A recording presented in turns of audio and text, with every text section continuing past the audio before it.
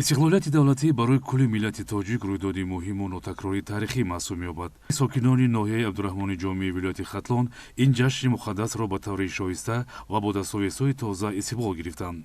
дар арафаи таҷдиди ҷашн дар ҳудуди шаҳраки Абдурахмони Ҷомӣ аз ҷониби Корхонаи воҳиди давлатии хоҷагии манзилию коммуналӣ нахустин пойгоҳи насосии оби нӯшокӣ барои 400 аҳолии шаҳрак сохта расман ба истифода дода шуд. дар маросими ифтитоҳи иншоот роҳбарияти Корхонаи воҳиди давлатии хоҷагии манзилию коммуналӣ, мақомоти иҷроияи ҳокимияти давлатии ноҳияи Абдурахмони Ҷомӣ ва сокинони маҳаллӣ иштирок доштанд. дар робита ба сазовор истиқбол гирифтани солгарди навбатии истиқлоли ватан дар деҳаи Тоҷикистони сурхи ҷамоати деҳоти иттифоқи ноҳия баъд аз анҷоми корҳои сохтмонӣ бунгоҳи саломатӣ бо хизматрасонии муосири тиббӣ барои 400 нафар сокини деҳа мавриди баҳрабардорӣ қарор гирифт. бунгоҳи тиббии муосир бо маблағгузории сокинони маҳаллӣ бунёд гардида, таҷҳизотҳои он аз ҷониби Вазорати тандурустӣ ва ҳифзи иҷтимоии аҳолии ҷумҳурӣ дастрас карда шудааст. ҳамчунин бахшида ба ҷашни собистиқлолии мамлакат шӯъбаи бемориҳои ишемиявии дили беморхонаи марказии ноҳия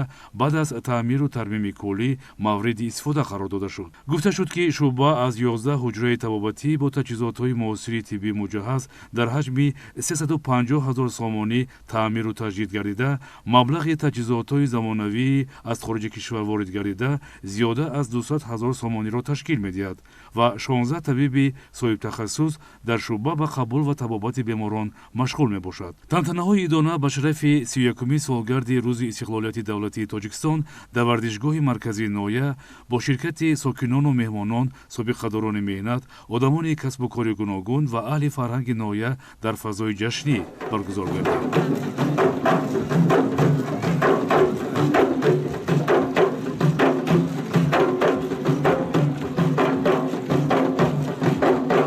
қабл аз баргузории чорабинии фарҳангӣ, роҳбарияти ноҳия ва ҳайати меҳмонон бо намунаҳои ҳунарҳои мардумӣ аз наздикшинос ва ба он баҳогузорӣ карданд. баъдан роҳбарияти ноҳия кулли сокинонро бо ин рӯйдоди муҳими таърихӣ шодбош гуфта, фаъолони ноҳияро, ки бо меҳнати садоқатмандона дар рушду пешрафти ноҳия самгузорӣ карданд, бо мукофотҳои давлатӣ, ки аз ҷониби пешвои миллат қадрдонӣ шуданд, ифтихорномаҳои роҳбарияти Ҳизби халқии демократии Тоҷикистон дар вилояти Хатлон ва сипосномаҳои раиси ноҳия сарфароз гардониданд.